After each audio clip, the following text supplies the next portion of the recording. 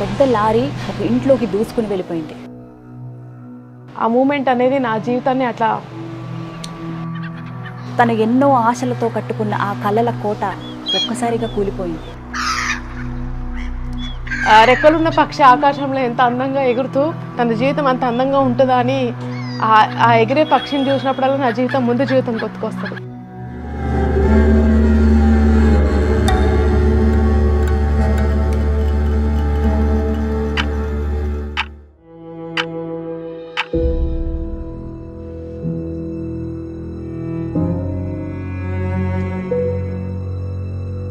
నాకు కొన్ని మంత్స్ దాకా తెలియదు దట్ నా లైఫ్లో నేను నడవలేనండి. బట్ మీకు హోప్ ఉండింది, క్యూర్ అవుతుంది అని అనుకున్నారు. హోప్స్, మనిషి ఎప్పుడైతే హోప్స్ కోల్పోతాడో అప్పుడే మనిషికి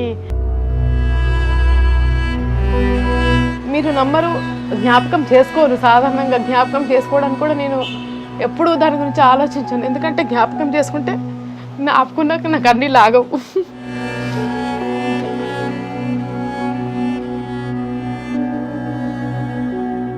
ఆవిడ అలా బ్రతకడం కంటే పోతే బాగుండన్న అంటే ఇంకా ఆవిడ బతుకుంటే ఇంకెన్ని ఊడుస్తుందో అన్నాడా. Feel proud of my self. అది మంచం మీద ఉండి కూడా చేయగలుగుతుంది అన్న, అది నాకు అచీవ్మెంట్. అది నాకు కావాల్సిందే. అది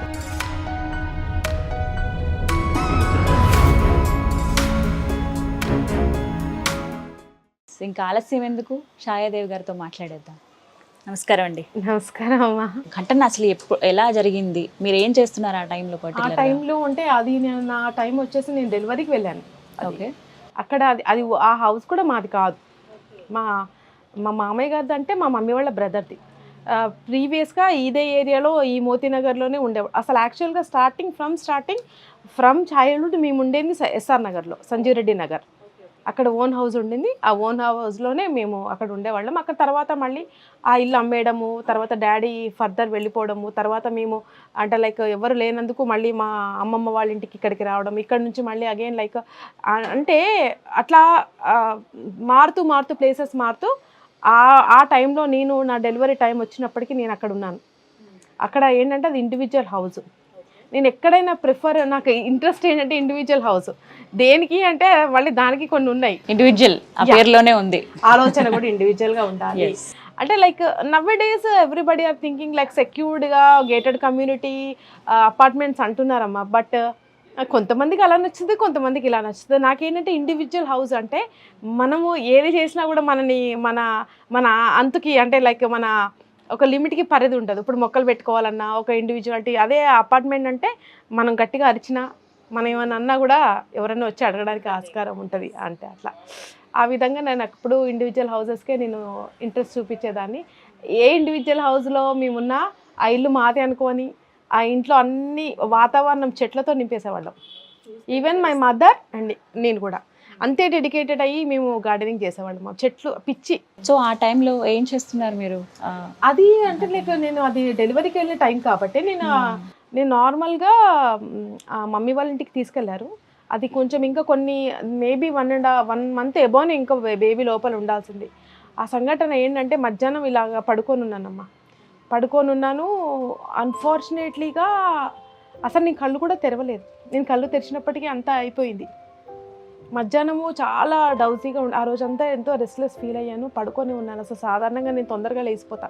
ఎందుకు లేచిపోతానంటే నా మొక్కలకి చూసుకోవాలి, నీళ్ళు పోసుకోవాలి. అన్ని మొక్కలు చూసేదాకా నాకు అదే ఆ సిచ్యువేషన్ ఏంటో మరి అది కేవలము అలా జరగాలని నా జీవితంలో సంఘటన ఇది. ఇక్కడ వరకు ఈ సంఘటన తర్వాత మళ్ళీ ఏంటో తెలీదు. నేను మళ్ళీ ఆ మూమెంట్ అనేది నా జీవితాన్ని అట్లా మార్చేసింది. అంటే మొత్తం ప్రపంచం మొత్తం తారుమారు అయిపోయింది. మీకు అసలు అప్పుడు స్పృహలో లేరా మీరు? ఏం జరుగుతున్నప్పుడు? పడుకొని ఉన్నాను. నిద్రలోనే జరిగిపోయింది. పోనీ అది నైట్ కాదు, మధ్యాహ్నం 3:30 టైంలో జరిగింది. అది అసలు నిజంగా అలాంటి సంఘటన జరుగుతుందా అంటే జరిగింది కదా నా జీవితంలో.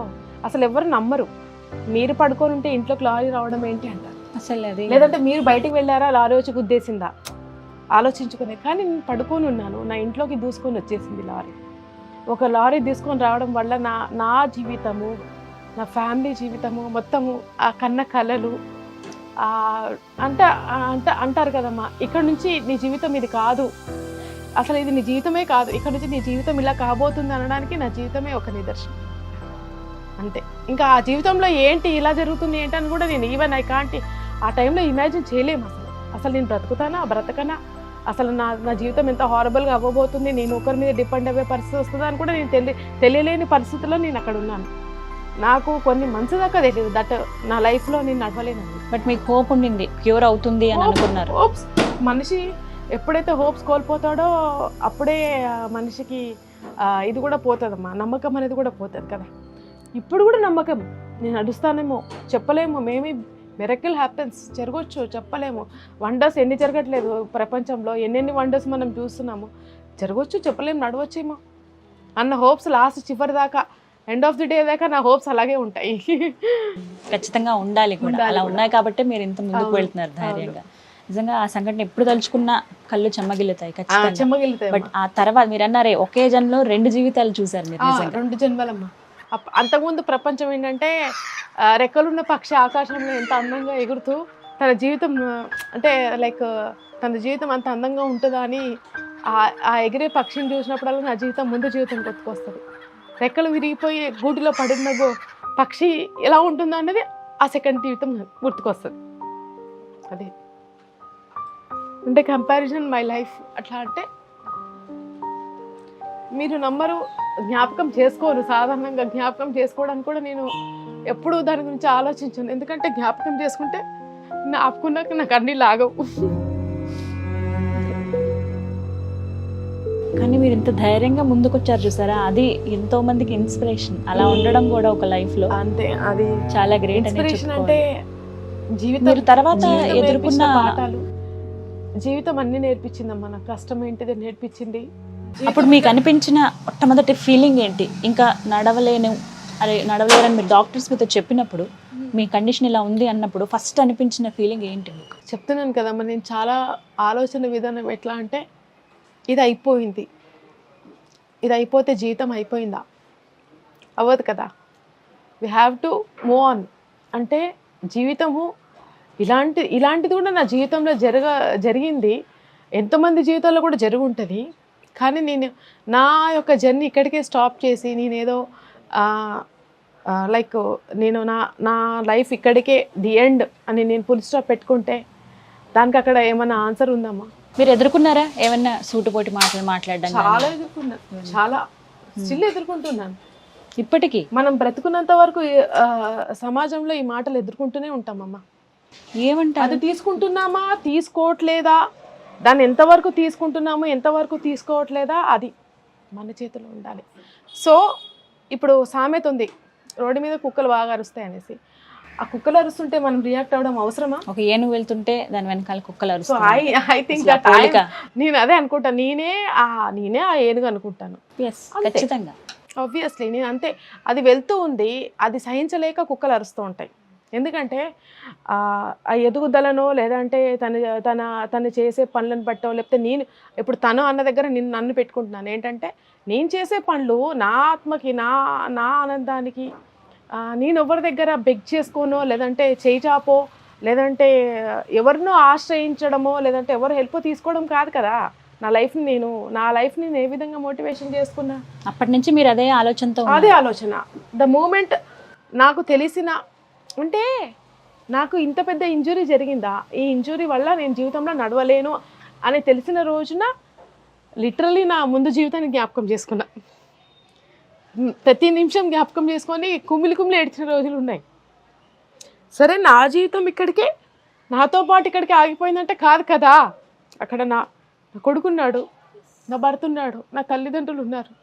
మరి ఈరోజు నేను ధైర్యం కోల్పోయినప్పుడు వాళ్ళు నన్ను చూసి ఇంకా కృంగిపోతారు. మేబీ ఆ బిడ్డను చూసి మీకు కొంత సంతోషమైన ఉండుండొచ్చు. అంతే అమ్మా. ఈరోజు అక్కడ నేను యాజ్ ఒక అమ్మాయిలాగా నేను ఆలోచించలేదు, అక్కడ ఒక తల్లిలాగా ఆలోచించాను. ఏంటంటే సామెత కూడా ఉంది, తండ్రి లేకపోయినా పర్వాలేదు తల్లి ఉండాలనేసి. తల్లి ఉండాలి ఎందుకు అనుకున్నానంటే నా బిడ్డకి కనీసము వాడిని పెంచో, లేదంటే వాడి కోసమో, లేదంటే వాడి జీవితాన్ని కళ రూపంలో నేను కలగనడమో, ఆ ఒక మనస్తత్వాన్ని బట్టి అంటే ఆ ఒక ఆలోచన నా మైండ్లో నేను తీసుకొని ఈరోజు నేను చనిపోతే కుదరదు, నాతో పాటు ఫ్యామిలీ ఉంది కాబట్టి నా ఫ్యామిలీ గురించి ఆలోచించాల్సిన బాధ్యత నాకుంది కాబట్టి నేను చనిపోవద్దు, ఇలా ఉండైనా సరే నేనేమైనా చేయాలి అన్నది ఆలోచన అక్కడి నుంచి స్టార్ట్ అయిందమ్మా. పడుకొని కూడా పూలు చేసినాను. పడుకొని అంటే ఈవెన్ నాకు నా చేతుల మీద నేను లేచి కూర్చోలేని పరిస్థితి. ఇప్పుడు మీ దగ్గర కూర్చుంటున్నాను ఇలాగా. లెక్క చెప్పాలంటే తర్వాత నేను నా జీవితంలో యాజ్ టైం పాస్ అవుతున్న కొద్దీ కొన్ని మార్పులు నా జీవితంలో కూడా వచ్చినాయి. కూర్చోలేని అని మొత్తానికి మంచానికే పడగ మీద మొత్తానికి అతుకుపోయినప్పుడు బెడ్ సోర్స్ పడ్డాయి. అది ఆబ్వియస్లీ అమ్మా, అది మంచం ఎప్పుడైతే మన శరీరము పని చేయదో నీ ఒక ఆ ప్రెషర్ సోర్స్ పడిపోతాయి. ఆ పుండ్లు తగ్గాలంటే, బెడ్ సోర్స్ తగ్గాలంటే చాలా టైం పడుతుంది. మీరు మామూలుగా రికవర్ అవ్వడానికి ఎన్ని రోజులు పట్టింది, ఎన్ని నెలలు? నేను లైక్ మెంటల్గా రికవర్ అవ్వడానికి నాకు ఎక్కువ టైం పట్టలేదు. బట్ ఫిజికల్గా నేను రికవర్ అయ్యాలంటే ఐ షుడ్ బి లైక్ మెంటల్గా చాలా నేను స్ట్రాంగ్ ఉండాలి. ఎందుకంటే ఎప్పుడైతే ఇక్కడ ఉంటుందో ఆటోమేటిక్గా మన బాడీ కూడా ఆటోమేటిక్గా అక్కడ నుంచి మనకి మార్పు అనేది కనిపిస్తూ ఉంటుంది. సో అక్కడి నుంచి నేను ఎప్పుడు పడ్డాక ఇదే నా కాలు లేవు, నేను మంచం మీదే పడ్డాను, నేను నేర్చుకుంటూ కూర్చుంటాను, నా జీవితం అయిపోయింది అనేసి నేను బాధపడుతూ నలుగురికి నా చుట్టుపక్కల నా ఇంట్లో అట్మాస్ఫియర్ని బాధ పెడుతూ ఉంటే నాకు వచ్చింది ఏముందమ్మా? నా తల్లిదండ్రులు కానీ, నా ఎవరైనా కానీ, నా భర్త కానీ, ఈవెన్ ఎవరైనా కానీ they should feel proud of my self. అది మంచం మీద ఉండి కూడా చేయగలుగుతుంది అన్న, అది నాకు అచీవ్మెంట్. అది నాకు కావాల్సిందే. అది చాలా మంది ఏంటంటే కొంచెం ఏదైనా అప్పటి వరకు బాగా బతికి ఏమైనా ఇన్సిడెంట్స్, యాక్సిడెంట్ కానీ ఏమైనా జరిగితే ఇంకా చావే మనకి శరణ్యం అనుకున్న ఉన్నవాళ్ళు చాలా మంది ఉన్నారు. అలా లైఫ్ ని ఎండ్ చేసుకున్న వాళ్ళు ఉన్నారు. కాదు, ఆ థాట్ ప్రతి ఒక్కరికి వస్తుంది. మీకు అనిపించిందా? అనిపిస్తుంది ఆబ్వియస్లీ. ఇప్పుడు అందంగా అందరితో తిరుగుతూ చక్కగా అప్పుడే పెళ్ళయింది చక్కగా అక్కడిక్కడ తిరగాల్సిన దాన్ని అందరితోటి నా లైఫ్లో నేను చాలా అందంగా హ్యాపీగా నేను ఆలోచించిన లైఫ్ ఒక్క నిమిషంలో ఒక సంఘటన వల్ల నా జీవితం తారుమారు అయిపోయిందంటే నాకు ఉండదా? కానీ అక్కడ నేను ది ఎండ్ పెట్టుకుంటే నాతో పాటు అక్కడికే ప్రాబ్లం సాల్వ్ అయిపోతుంది అనుకుంటే అది నా స్టూపిడిటీ అనిపిస్తుంది కదా. నేను మంచిగా నా చేతుల మీద నేను కష్టపడి బ్రతుకుతూ ఒకరి మీద డిపెండ్ అవ్వకుండా ఏదైతే ఆ యొక్క ఎక్స్పీరియన్స్ కానీ ఆ యొక్క ధైర్యంతో కూడిన బలం అంటే ఆలోచనలు అంటే నాకు బలం ఎట్లా వస్తుంది, నేను ఒకరి మీద ఈ విషయంలో నేను డిపెండ్ అవ్వట్లేదు అంటే అప్పుడు ఎక్కడ నీ కాన్ఫిడెన్స్ లెవెల్స్ చాలా పెరిగిపోతాయి. అవునా కదమ్మా? కానీ ఎంత కాదనుకున్నా ఆ తర్వాత ఖచ్చితంగా ఒకరి మీద డిపెండ్ అవ్వాల్సిన పరిస్థితి. అవును, ఇప్పుడు స్టిల్ కొన్ని సిచ్యువేషన్స్ లో ఐ హావ్ టు డిపెండ్. అదేంటి, అది మోర్ బర్డన్ఫుల్గా ఉండకూడదు. సిచ్యువేషన్స్లో డిపెండ్ అవ్వడం ఒకటే, మొత్తం టోటల్గా నీ లైఫ్ మొత్తం ఒకరి మీద డిపెండ్ అవ్వడం ఒకటే. ఎగ్జాక్ట్లీ. అలాగంటే ఇప్పుడు కాళ్ళు చేతులు ఉన్న వాళ్ళు ఎంతమంది భార్య సంపాదిస్తే కూర్చొని తిన్నవాళ్ళు డిపెండ్ అవ్వట్లేదమ్మా? ఎగ్జాక్ట్లీ. మన పిల్లల్ని చూసుకోలేకపోతే ఒక గార్డియన్ని పెట్టి వాళ్ళ మీద డిపెండ్ అయ్యే వాళ్ళు లేరా? అసలు అది ఇంకా చాలా సొసైటీలో ఇలాంటివి జరుగుతున్నాయి కదా, వాళ్ళు కూడా మనం చూస్తున్నాం కదా. సో వన్ వే తో other way they are depending on others. So నా జీవితంలో ఏంటి పెద్ద ఇష్యూ ఏంటి అసలు? నేను ఏ విషయంలో డిపెండ్ అవుతాను? ఒక హెల్ప్ అంటే లైక్ ఇఫ్ ఐఎమ్ నాట్ అంటే నా కాళ్ళ మీద నేను నిలబడలేను కాబట్టి నాకు ఒక తెచ్చివ్వాలి, ఏదైనా అడిగినప్పుడు తెచ్చివ్వడానికో లేదంటే నేను ఒకవేళ బయటికి వెళ్ళాలంటే నాకు ఒక హెల్ప్ అంటే నాకు ఒక అంటే లిఫ్ట్ చేయడానికో లేదంటే లైక్ హెల్ప్ చేయడానికో వరకు ఆ విధం వరకునే డిపెండ్ అయ్యి అక్కడి వరకు మాత్రమే. అది నేను చాలా పెద్ద డిపెండ్ అనుకోను. బట్ మీరు అనుకున్న గోల్ అనేది ఖచ్చితంగా మీరు రీచ్ అవుతూ ఉన్నారు. ఆఫ్ కోర్స్ నాట్ అంటే చూపించాలి అనుకున్నారు. మిమ్మల్ని బాగా ఈ జర్నీలో బాగా ఇబ్బంది పెట్టిన మాట ఏది? ఇంకా అసలు అంతకు మించి మీరు ఎక్కువ హర్ట్ అవ్వలేదు అన్న మాటలు? నన్ను మోటివేట్ చేసిన ఆ మాట అంటాను. నా జీవితంలో నన్ను ఆ పరిస్థితుల్లో టోటల్గా మంచానికే పరిమితము, ఇంకా దేనికి పనికిరాదు, అలాంటి బ్రతకంటే దేవుడు ఆమెను తీసుకెళ్ళిపోతే బాగుండు, ఇవన్నీ ఎందుకు, ఆమె ఇవన్నీ అనుభవించాలా మంచం మీద అన్నది చాలా హర్ట్ అయింది నాకు. అంటే అక్కడ ఆ వర్డ్లో మీకు ఇంకొక మీనింగ్ అర్థమైందా మీకు? అంటే ఒక మనిషికి కాళ్ళు లేవు అంటే ఇంకా ఆ మనిషి జీవితమే వేస్ట్, ఆ మనిషి పనికిరాదు, ఆ మనిషి అంటే ఇంకా మనిషి ఏమంటారు వేరే దాంతో పోల్చుకున్నట్టయితే కనీసం ఆ చెత్త కన్నా వాల్యూ ఉంటుందేమో, నాకు వాల్యూ లేదన్న ఫీలింగ్ నాకు ఆ ప్రతిరోజు ఇలాగ చెవుల్లో వినిపించేది ధ్వనిలాగా, నువ్వు పనికిరావా ఇలా 10 సార్లు అనుకునేదాన్ని. ఇలా చూస్తుంటూ అనుకునేదాన్ని నేను ఎందుకు పనికిరా, సరే దేనికి పనికిరానో అన్న వాళ్ళ క్వశ్చన్కి నేను ఆన్సర్ ఎలా ఇవ్వాలమ్మా? నేను దేనికి పనికిరానో అనేది వాళ్ళు ఏ లెక్కలో అనుకున్నారో, కానీ నేను వాళ్ళకి నేను ఆన్సర్ నేను చనిపోయి నేను ఇవ్వాలా? నేను బ్రతుకుండి ఒకటి అచీవ్ చేసి ఇవ్వాలా? అది మీ ఆలోచన ధోరణి బట్టే ఉంటుంది. నేను ఎప్పుడు ఎవరు కూడా నేను ఫేస్ టు ఫేస్గా నేను ఇది నేను అదని చెప్పనమ్మా. నా చేతలే వాళ్ళకి సమాధానం. ఎస్, కరెక్ట్ చెప్పారమ్మా. కొన్నిసార్లు మనం మాట్లాడాల్సిన అవసరం లేదు. ఇప్పుడు ఒకరిని చూసి మనం మోటివేట్ అయ్యాము అంటే మన జీవితంలో ఒక మంచి మార్పే. ఒకరిని మోటివేషన్, ఇప్పుడు మీరు ఒక మీడియా నుంచి వచ్చారమ్మా, మీరు నా ఇంటర్వ్యూకి వచ్చారు, నా ఇంటర్వ్యూ త్రూ మీరు ఏం చేస్తారమ్మా నేను మీకు క్వశ్చన్ అడిగినప్పుడు మీరు ఆ సమాధానం ఏం చెప్తారమ్మా? మేడం మీలాంటి లైఫ్స్లో చాలా మంది ఉన్నారు, ఎంతో మంది ఉన్నారు, లోపల 4 గోడల మధ్యలో కుళ్ళిపోతూ మగ్గిపోతూ వాళ్ళు బ్రతుకుతున్నాం, ఎందుకు బ్రతుకుతున్నామన్నా వాళ్ళకి కొంత గొప్ప వాళ్ళకి ధైర్యం ఉంటుంది, ఇస్తారు. ఊపిరి పీల్చుకునే విధంగా వాళ్ళకు ఒక ఇన్స్పిరేషన్ ఇచ్చిన విధంగా వాళ్ళు బ్రతికే అధికారం ఉంది అన్న విధంగా మీరు చెయ్యాలన్నదే కదా మీ ఉద్దేశం. మరి ఆ రోజు నేను ఆలోచించింది తప్పేం కాదే, అస్సలు కాదు కదా. బట్ వాళ్ళందరికీ మీరు కరెక్ట్గా మీ చేతలతోనే సమాధానం చెప్పారు. అంటే చేతలతో సమాధానం ఇవ్వడము చాలా ఈజీ. చేతల్ని ఆసనంలో పెట్టి దాన్ని ఒక కార్యరూపం దాల్చిన తర్వాత ఈ విధంగా తను ఇలా చేసింది అని ఇలా చూసినప్పుడు ఎలా ఉంటుందమ్మా? ఆ ఫీలింగ్ ఏంటి మీకు? చాలా మిమ్మల్ని మాట అన్న వాళ్ళే మిమ్మల్ని వచ్చి పొగిడారా? అలాంటి సందర్భం అన్న వాళ్ళే ఆ మాట నన్ను కొన్ని సందర్భాలలో తను చేసే పనులు మనం చేయలేమన్నారు. చాలా ఎంతకన్నా ఏం కావాలి? ఎగ్జాక్ట్లీ. నేనేం చెప్తానంటే చెంప పగలగొట్టినట్టుగా చెప్పనక్కర్లా, కానీ ఆ మార్పు ఏదైతే వాళ్ళ నోట్ల నుంచి వచ్చింది కదా అది కూడా మంచి కోసమే. ఇప్పుడు అలా అన్న వాళ్ళు కూడా మేబీ ఒక సమ్ టైంలో ఆమె అలా ఉన్న ఆమె ఇలా మారింది, నువ్వెందుకు మారట్లేదని ఒకళ్ళకి 10 మందికి చెప్తారేమో. ఒక సందర్భాల్లో ఆమెనే అట్లా ఉండి అట్లా అయిపోయినప్పుడు నీవు ఇంకా నయం కదరా, నువ్వు మంచిగా సంపాదించుకోవచ్చు కదరా, నువ్వు మంచిగా కష్టపడవచ్చు కదరా అని ఒకరికి చెప్పే ఛాన్సెస్ వాళ్ళకి నేను ఒక మార్గాన్ని ఇచ్చినట్టు. ఎందుకంటే వాళ్ళ నోరేమో ఊరికనే ఉండదు కదా. సరే అలా మాట్లాడిన వాళ్ళు ఇలా మాట్లాడేలాగా చేసింది నన్ను నేను ఆ స్థాయి దాకా తెచ్చుకున్నాను చూడండి. Hats off to me only. Exactly, hats off to you only. ఖచ్చితంగా అది మీకు మీరు చెప్పుకున్నా అదేం పెద్ద తప్పు కాదమ్మా. నేను ప్రౌడ్ గా ఫీల్ అవ్వచ్చు. ఎప్పుడైనా సరే మార్పు అనేది నీ నుంచి కావాలి, మార్పు అనేది నా నుంచి జరగాలి. మార్పు అనేది మీ నుంచి ఎక్స్పెక్ట్ చేయడం చాలా మార్పు అనేది మీ నుంచి ఎందుకు ఎక్స్పెక్ట్ చేయాలి? మార్పు అనేది నా నుంచి ఎక్స్పెక్ట్ చేయొచ్చు కదా. ఎందుకు ఎప్పుడు వారు మారాలి అని అందరు అంటారు. వాడు మారడు, అది మారదు అని అనడం కంటే మీరెందుకు మారదు? You have to change first. Correct, ఆ మాట కరెక్ట్. నేను అలా ఆలోచిస్తాను. నా పరిస్థితి, నా మెంటాలిటీ ఏంటంటే ఎప్పుడైనా సరే ఎదుటోళ్ళని జడ్జ్ చేసేటప్పుడు కానీ, ఎదుటోళ్ళకి ఒక మాట పెట్టేటప్పుడు కానీ, ఎదుటోళ్ళకి ఒక మాట అనేటప్పుడు కానీ you keep yourself in that place, then you will get the correct answer. అవును, ఇంకొకళ్ళు ఒక మాట చాలా ఈజీగా వేస్తాం, ఇంకొకళ్ళు నిందలు వేస్తారు. ఆ ప్లేస్ లో నువ్వే ఉంటే నువ్వెంత స్ట్రగుల్ అవుతావు. అట్లీస్ట్ ఆ మూమెంట్ లో you will think about them.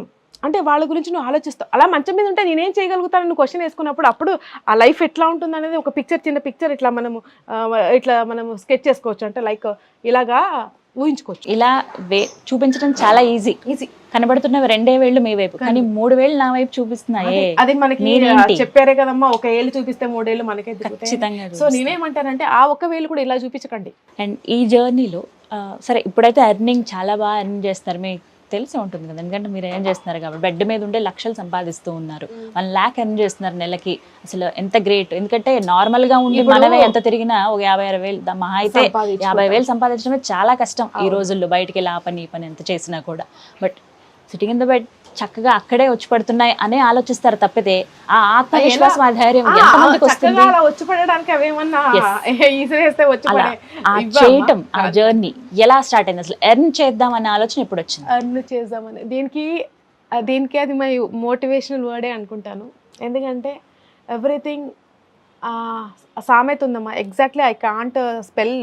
ఇద్దం జగత్ మూలం, ఇద్దం సంథింగ్ ఏదో అంటారు కదా, ధనం మూలం. అది నేను ఫీల్ అయ్యాను. ఎందుకంటే ద మూమెంట్ యాక్సిడెంట్ అయినప్పటి నుంచి చూసినట్టయితే ఎక్కడ చూసినా డబ్బే. డబ్బు పెడితేనే ట్రీట్మెంట్. ఎంత ఖర్చు అయింది మీకు మొత్తం ట్రీట్మెంట్? లాక్స్లో అయిందమ్మా. మొత్తం కూలిపోయా, మొత్తం అంటే ఒంటి మీద బంగారంతో సహా.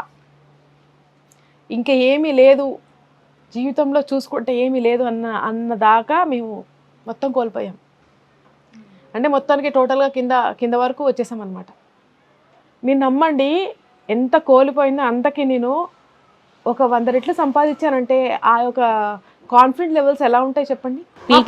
ఆ పరిస్థితులలో పుస్తెలు తాడు అమ్ముకున్నానా, కమ్ములు గిరువు పెట్టుకున్నానా, ఇంకేం పెట్టుకున్నానా, అది క్వశ్చన్స్ మనుషులు వెనకాల మాట్లాడేవి. ఇంకేంటి ఉన్నాయంతా ఊడ్చేశారు. ఏముంది, మామూలుగా జనరల్ గా టాపిక్ అదే ఉంటది. అదే అంతే. ఇప్పుడు ఇన్ని డబ్బులు ఖర్చు అయ్యంట, ఉన్నాయంతా ఊడ్చేశారంట, ఇంకేముంది. ఆవిడ అలా బ్రతకడం కంటే దేవుడు తీసుకెళ్ళిపోతే బాగుండు, చచ్చిపోతే బాగుండు అన్న అంటే, ఇంకా ఆవిడ బతుకుంటే ఇంకెన్ని ఊడుస్తుందో అనడానికి ఇండైరెక్ట్ వర్డ్స్, ఇండైరెక్ట్గా అవి నాకు వినిపించకపోయినా కొన్ని రోజుల తర్వాత ఆ చెవిని వెంటనో ఆ నోటి వెంటనో విన్నప్పుడల్లా వాళ్ళు అనడం తప్పులేదు. ఎందుకంటే జరిగింది వాళ్ళు చూస్తున్నారు, కానీ సఫర్ అయ్యేది వాళ్ళు చూడట్లే. ఒక మనిషి బాధపడుతుంది, ఆ బాధ ఎంత బాధాకరంగా ఉంటుంది. ఈరోజు డబ్బు ముఖ్యమా, మనిషి ముఖ్యమా అనుకుంటే డబ్బు ముఖ్యమా అండి? మనిషి ఉన్నప్పుడే కదా డబ్బు వస్తుంది. మనిషి సంపాదిస్తేనే డబ్బు వస్తుంది. డబ్బుతోటి మనిషి రాడు కదా. సో డబ్బు కంటే ఎక్కువ మనిషికే విలువ. అలాంటి డబ్బుని నేను సంపాదించి చూపించాలన్న కసి పట్టుదలే తప్పించి నాకు డబ్బు మీద వ్యామోహం లేదు.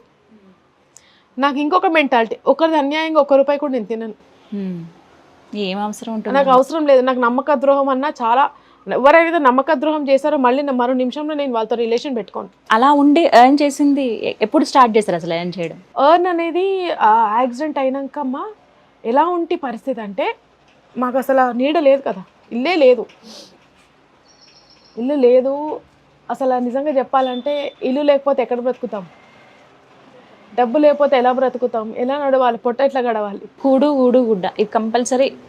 రోటీ కప్పుడా మకాన్ మినిమం. అవి లేకపోతే మనిషి ఎలా సర్వైవ్ అవ్వగలుగుతాడు చెప్పండి. ఇప్పుడు రోటీ కావాలన్నా డబ్బే, మకాన్ కావాలన్నా డబ్బే, ఇంకేంటి కప్పుడా కూడా డబ్బే. ఇవన్నీ మనకి ఎక్కడ చూపిస్తున్నాయంటే మనీ. మనం ఒకటి కొనుక్కోవాలన్నా డబ్బే. సో అప్పుడు నాకు డబ్బు సంపాదించాలి ఎలా అన్న కాన్సెప్ట్ మైండ్లోకి వచ్చింది. ఎందుకంటే అక్కడ వరకు అంత అయిపోయింది. My husband was suffering. ఆయన ఉన్నాయన్నీ పెట్టేసిన తర్వాత ఆయన మాత్రం ఏం చేయగలుగుతారు. అయితే ఇలాగే అనిపించింది. ఇంకా వాడి జీవితము అంటే మా హస్బెండ్ నా హస్బెండ్ నాకు ఎప్పుడు కూడా పెట్టడానికి వెనకెళ్ళలేదమ్మా. లాస్ట్ మూమెంట్ దాకా కూడా నువ్వు అనుభవించు, నువ్వు కష్టపడిన దాంట్లో నువ్వు 20% 30% నువ్వు అనుభవించకపోతే నువ్వు కష్టపడిన దానికి ఫలితం ఏందని చెప్పేవారు. ఆయన చనిపోయినాక నాకు అది వాల్యూ బాగా తెలుసు. డబ్బు వెనకాల మనం పెరిగెత్తడం కాదు, మన వెనకాల డబ్బు ఎందుకు పరిగెత్తాలి అంటే, అలాంటి టాలెంట్ ఉన్నప్పుడు డబ్బు మన వెనకాల పరిగెత్తుతుంది. అంటే సక్సెస్, డబ్బు అంటే లైక్ సక్సెస్. నువ్వు డబ్బు వెనకాల పరిగెత్తినప్పుడు పిచ్చోడు అయిపోతావు, ఎందుకంటే అది నీకు అందదు, నువ్వు పరిగెత్తుతూ ఉంటావు. సో డబ్బు ఎలాగో మన చేతిలోకి వచ్చి పడాలి అంటే నేనేం చేయాలి? ఫస్ట్ నన్ను నేను వేసుకున్న ప్రశ్న, కాలు లేవు, నేను ఎలా కష్టపడగలుగుతానని నన్ను నేను వేసుకున్న క్వశ్చన్. నమ్మరమ్మా, అసలు నేను ఒక బ్లౌజ్ కుట్టాలంటే మిషన్ ఇలా తిప్పుకుంటూ కుట్టా. ఈ చెయ్యి కాలర్ బోన్ ఇరిగిపోయింది. ఈ చైన్ కూడా నాకు ఇన్సిడెంట్లోనే ఇక్కడ కాలర్ బోన్ కూడా విరిగిపోయింది. అంటే మీకు సెన్సెస్ ఎక్కడి వరకు ఉంటాయి నార్మల్గా? Almost half of the body I have sensation, but the level where accident has happened అనేది అక్కడ నుంచి నేను I have lost my sensation అనమాట. ఛాయాదేవి గారు, అంటే ఆ ఎర్నింగ్ ఎందుకు మీరు టైలరింగ్ చేసే సంపాదిద్దాం అనుకున్నారు? అంటే మీరు ముందు ఏవో ఒక సోర్స్ ఆలోచించుంటారు కదా, ఏది చేస్తే అని రకరకాలుగా ఆలోచించే ఉంటారు.